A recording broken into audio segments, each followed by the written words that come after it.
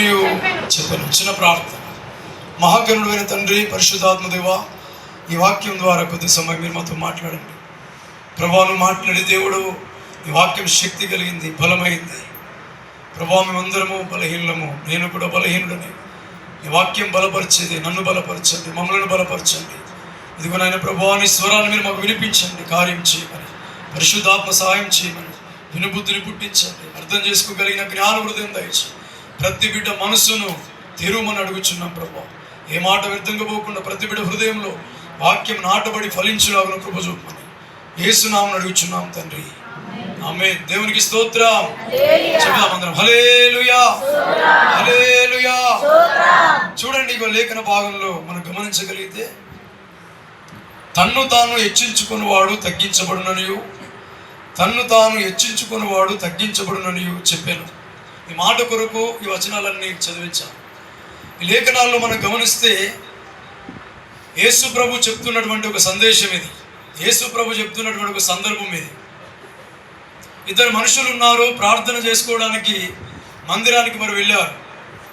ప్రార్థన చేసుకోవడానికి మందిరానికి వెళ్ళారు. ప్రార్థన చేసుకోవడానికి మందిరానికి వెళ్ళారు అనే మాటకు మీకు చెప్పాల్సినటువంటి ఒక మాట ఏంటంటే, ప్రతి 2వ శనివారం ప్రార్థన దినము అనే దైవజనులు దేవుని ద్వారా ప్రేరేపించబడి ప్రార్థన దినాన్ని ఏర్పాటు చేశారు. 2వ శనివారం ఉదయం 6 గంటల నుండి సాయంత్రం 6 గంటల వరకు ఈ మందిరంలో ప్రార్థన జరుగుతుంది. అదే ప్రార్థన అంటే ఎవరికి వారు వచ్చి ప్రార్థన చేసుకొని వెళ్ళాలి. అటువంటి ప్రార్థన దినం ఉదయం 6 గంటలు మొదలుకొని సాయంకాలం 6 గంటల వరకు ఎవరి సమయం వీలున్న కొలది, ఎవరి సమయాన్ని బట్టి వారు వచ్చి ప్రార్థన చేసుకుని వెళ్ళాలి. ఆ యొక్క నియమము దైవజనులు దేవుని ద్వారా ఏర్పాటు చేశారు. అది గుర్తుంచుకోండి. ఆ విధంగా ప్రార్థన చేయడానికి ఆశపడండి, ఆ విధంగా ప్రార్థన చేయండి, దేవుడు కార్యం చేస్తాడు. అయితే ఇలాగే సుంకరి పరిసయుడు అనేటటువంటి ఇద్దరు మనుషులు ప్రార్థన చేసుకోవడానికి దేవుని యొక్క మందిరానికి వచ్చారంట. దేవుని యొక్క మందిరానికి వచ్చి వాళ్ళిద్దరూ ప్రార్థన చేయడం ప్రారంభించారు. మొదట పరిసయుడు ప్రార్థన చేస్తున్నాడు, ప్రభువా, దేవా యెహోవా, చోరులను, అన్యాయస్తులను, వ్యభిచారులను వలనైనా ఇతర మనుషుల వలె, సుంకరి వలె కూడా నేను ఉండనందుకు నీకు స్తోత్రం. నాకు వచ్చే రాబడిలో 10వ భాగం ఇస్తున్నా. వారమునకు 2 మార్లు ఉపవాసం ఉంటున్నా. ఈ సుంకరి వలె కూడా నేను లేను అని ఆయన ప్రార్థన చేశాడు. ఆయన ప్రార్థన దేవుడు విన్నాడు. తర్వాత ఇంకొక వ్యక్తి సుంకరి అనేటైన, సుంకరి అనంటే పన్నులు వసూలు చేసేటటువంటి వాడు. ఈ సుంకరి అనేటటువంటి వ్యక్తి మందిరంలోకి వచ్చి ఆయన మోకాళ్ళ మీద పడి ఆకాశం తట్టు కూడా కన్నులెత్తుటకైనను శక్తి చాలక రొమ్ము కొట్టుకొనుచు, ప్రభువా, పాపినైన నన్ను కరుణించు, పాపినైన నన్ను కరుణించు అని ఒకే ఒక ప్రార్థన ఈ సుంకరి చేస్తున్నాడు. ఈ పెద్ద ప్రార్థననేమో పరిసయుడు చేశాడు. ఈ ప్రార్థన, ప్రభువా, పాపినైన నన్ను కరుణించు అని మోకాళ్ళ మీద పడి ఏడుస్తూ కన్నీళ్లతో ఈయన ప్రార్థన చేస్తున్నాడు. ఇద్దరు ప్రార్థన చేసిన తర్వాత దేవుడు ఒక స్వరాన్ని వినిపిస్తున్నాడు. దేవుడు ఒక జవాబునిస్తున్నాడు ఇద్దరికి. దేవుడు జవాబునిస్తున్నాడు. ఏం జవాబిస్తున్నాడు అంటే, మొదట ప్రార్థన చేశాడు కదా పరిసయుడు, ఇతరుల వలె, వీళ్ళ వలె, వాళ్ళ వలె లేను అని చేశాడు కదా, అతని కంటే ఇతడు నీతిమంతుడు అన్న సాక్ష్యాన్ని దేవుడు పరలోకం నుండి వారికి అనుగ్రహించాడు. ఆశ్చర్యకరమైనటువంటి విషయం ఏంటంటే, ఈ పరిసయుడు చేసినటువంటి ప్రార్థనలో ఏమైనా తప్పు ఉందా? ఈ పరిసయుడు చేసినటువంటి ప్రార్థనలో ఏమైనా లోపం ఉందా అని మనం ఆలోచించగలిగితే, పరిసయుడు చేసింది అసలు ప్రార్థనే కాదు. అది మనం గమనించాలి. పరిసయుడు చేసింది ప్రార్థన కాదు. ప్రార్థన ఎవరు చేశారే అంటే సుంకరి చేశాడు ప్రార్థన. ఈ పరిసయుడేమో తనకు తాను చేసుకున్నటువంటి ఆ క్రియలను, తాను చేస్తున్నటువంటి ఆ పనులను చెప్పుకుంటున్నాడు. ఇక్కడ ఎవరితో అనంటే దేవునితోనే చెప్పుకుంటున్నాడు. ప్రభువా, నీకు తెలుసా, నేను వారంకు 2 మార్లు ఉపవాసం ఉంటున్నా. ప్రభువా, నా రాబడినంతట్లో 10వ వంతు ఇస్తున్నా. ప్రభువా, ఈ సుంకరి వల్ల లేను నేను. ప్రభువా, ఇతర మనుషుల వల్ల లేను నేను అని తనకు తానుగా చెప్పుకుంటూ, గొప్పలు చెప్పుకుంటూ హెచ్చించుకొని ప్రార్థన చేస్తున్నాడు అని మనం చూసాం.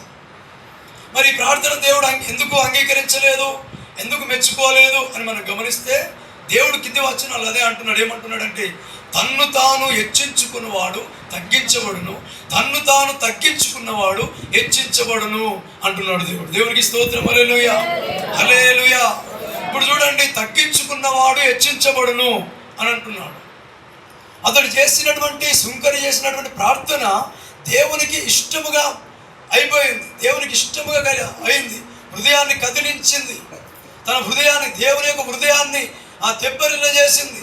అయ్యో నిజమే కదా, ఈ మనుషుడు ఇలా ఉన్నాడు కదా, ఒప్పుకుంటున్నాడు కదా, ఇంత కన్నీరు గారుస్తున్నాడు కదా, మరలా జాగ్రత్తగా జీవిస్తాడు కదా అని చెప్పి దేవుడు అనుకొని ఏం చేశాడంటే అతను నీతిమంతుడు అన్న సాక్ష్యం సుంకరి కొరకు దేవుడు అనుగ్రహించాడు. దేవునికి స్తోత్రం. ఆ మందిరములో నుండి సుంకరి ఏమో సంతోషముతో కన్నీళ్లతో ప్రార్థించిన సుంకరి ఆనందముతో బయటికి వెళ్ళాడు. తనకు తాను హెచ్చించుకొని ప్రార్థన చేస్తున్నాను అనుకున్న పరిసయుడు సిగ్గుపడి మందిరంలో నుండి బయటికి వెళ్ళాడు. ఇప్పుడు గమనించాలి, మనం తగ్గించుకునేటటువంటి స్వభావం, తగ్గించుకునేటటువంటి గుణం, తగ్గించుకునేటటువంటి లక్షణం ప్రపంచంలో భూమి మీద ఎవరిది?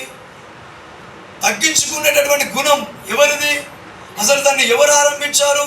అసలు ఎవరిలో నుండి అది పుట్టుకొచ్చింది? ఎవరి ద్వారా ఆ తగ్గించుకునేటటువంటి మనసు వచ్చింది అని మనం ఆలోచన చేస్తే యేసయ్యలో నుండే వచ్చింది ఆ తగ్గించుకునే గుణం. దేవునికి స్తోత్రం. తగ్గించుకునే అనుభవం, తగ్గించుకునే గుణం, తనకు తానుగా తగ్గించుకునే గుణం, ఆ తగ్గించుకునే మంచి మనసు యేసయ్యలో నుండే వచ్చింది. ఇక ఎవరు కూడా తగ్గించుకోలే భూమి మీద. దేవుడైనటువంటి ఆయన, సృష్టిని సృష్టించినటువంటి ఆయన, ఆకాశంలో సింహాసనం, భూమి నా పాదపీఠం అని చెప్పినటువంటి ఆయన ఎంతగా తగ్గించుకున్నాడు? మనుషులందరికీ అందుబాటులోనికి వచ్చేంత వరకు తగ్గించుకున్నాడు. ఎంతవరకు తగ్గించుకున్నాడు అంటే పశువుల పాకలో, ఆ పశువుల తొట్టిలో పరుండుకునేంత వరకు తగ్గించుకున్నాడు ఆయన. తగ్గించుకోకపోవడానికి మనమెంతటి వారం గమనించండి.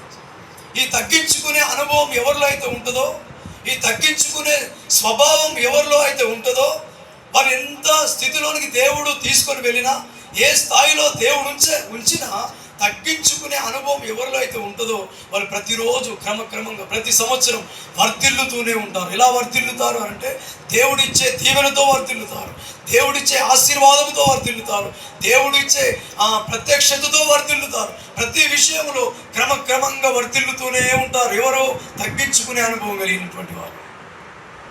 ఎవరైతే హెచ్చించుకునే మనసు హృదయంలోకి వస్తుందో, హెచ్చించుకునే స్వభావం హృదయంలో ఉంటుందో, లేదా మనసులో పుట్టిన తలంపుల్లోకి వచ్చిన హృదయంలోనికి వచ్చిన ఏమైతుందో తెలుసా? దేవుడిచ్చే దీవెన, దేవుడిచ్చే ఆశీర్వాదం, దేవుడు ఆశీర్వదిస్తానన్న ఆశీర్వాదం ఆ రోజుకే ఆగిపోతుంది. ఈ సంగతి మనం గమనించాలి. ఎవరైతే హెచ్చించుకునే స్వభావం మనసులో వస్తుందో ఇక దేవుడు ఆశీర్వదించే, దీవించే, ఆశీర్వదించే ఆశీర్వాదం ఆగిపోయిందని అర్థం. ఇక ఆగిపోయిందంటే దిగిపోతాడని అర్థం, ఇక పైకి లేవడని అర్థం.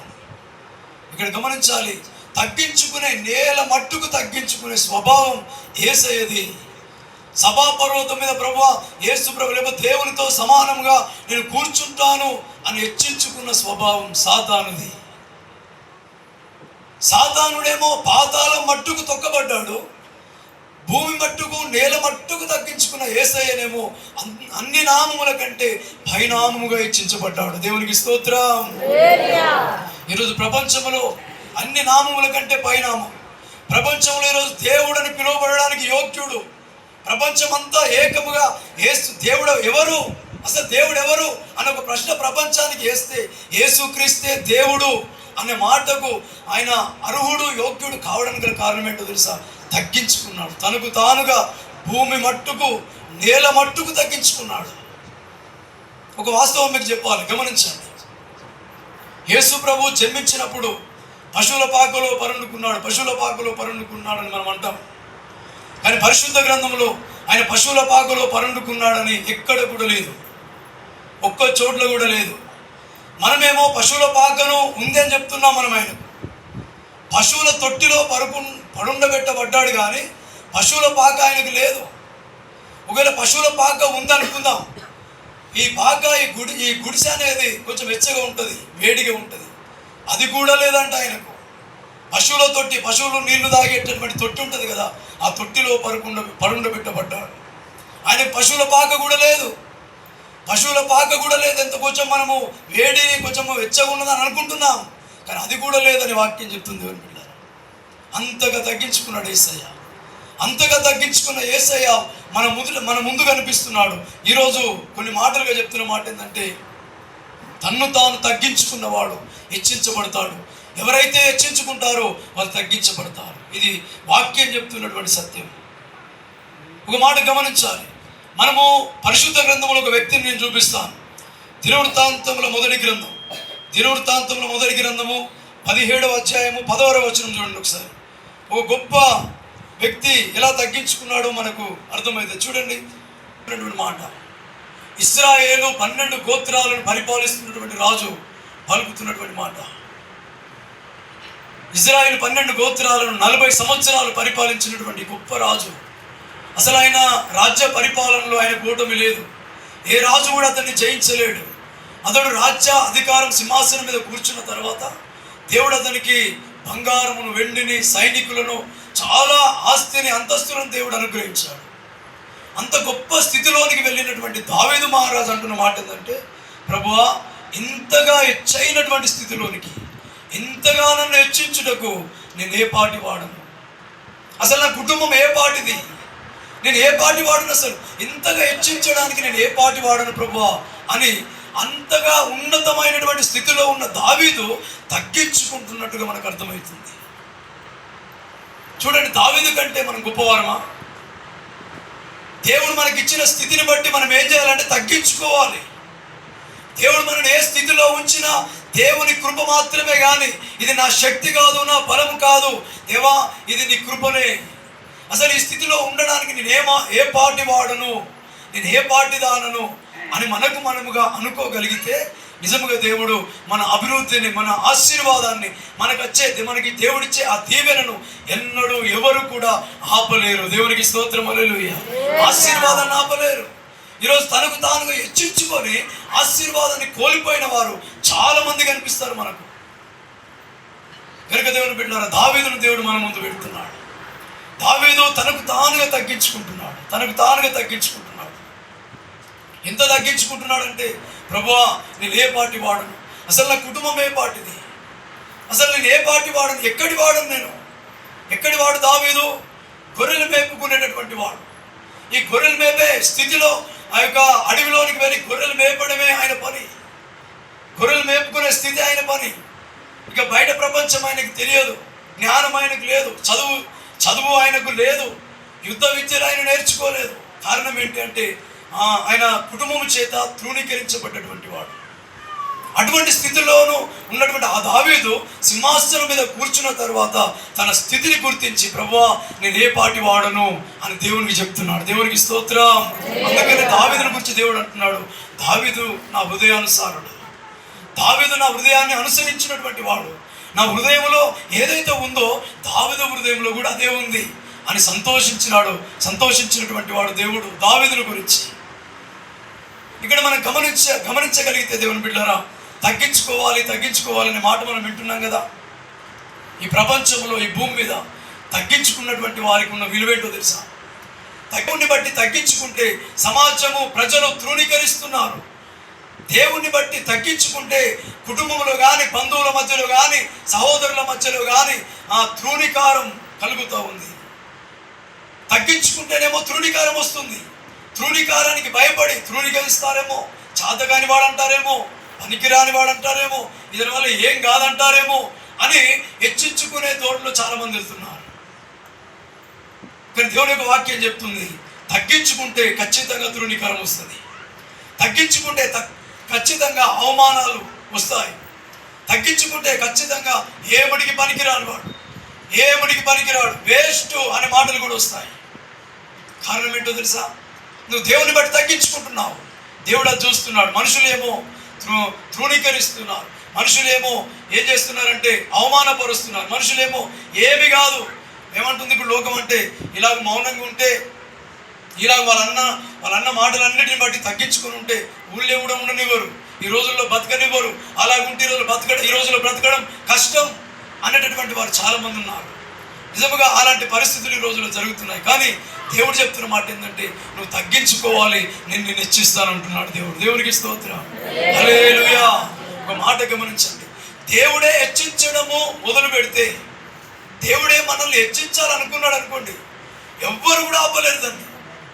అందరూ లోకమంతా ఒకటై మనకు వ్యతిరేకంగా నిలబడ్డా దేవుడే మనం రక్షించాలనుకుంటే ఎవ్వరి వల్ల కాదు ఆపడం. నేను దావీదు జీవితాన్ని ఒక ఉదాహరణగా నేను మీకు జ్ఞాపకం చేస్తాను కొద్ది సమయం.